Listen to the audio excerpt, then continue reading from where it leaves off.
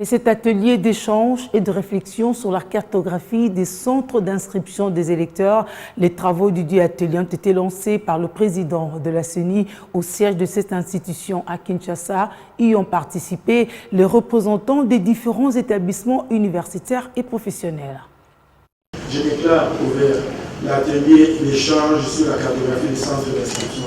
C'est à travers ces mots que le président de la Commission électorale nationale indépendante, Denis Kadima Kazadi, a lancé ce mercredi les travaux de l'atelier d'échange et de réflexion sur la cartographie des centres d'inscription auxquels prennent part les représentants de plusieurs institutions universitaires et professionnelles à Kinshasa.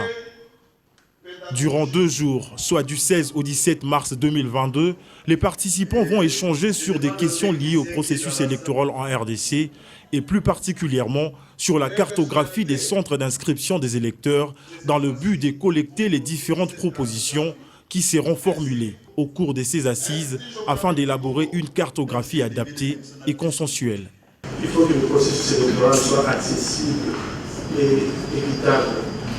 Et l'un des moyens de faire d'un processus électoral une affaire accessible, c'est en passant par la cartographie des centres d'inscription. Nous allons revoir la géolocalisation des centres d'inscription des électeurs et nous allons voir finalement, au bout du compte, nous allons voir une cartographie beaucoup plus équilibrée et chaque Congolais et Congolaise bien sûr, pourra avoir accès au processus électoral.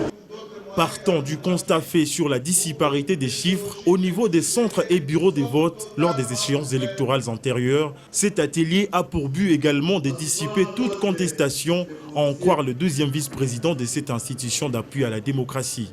Nous devons nous-mêmes ici lever les grandes options pour qu'au finish, nous puissions parler le même langage.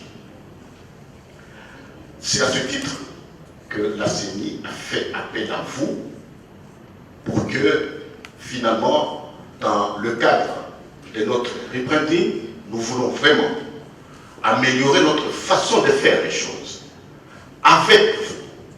Parce que sans vous, c'est très difficile.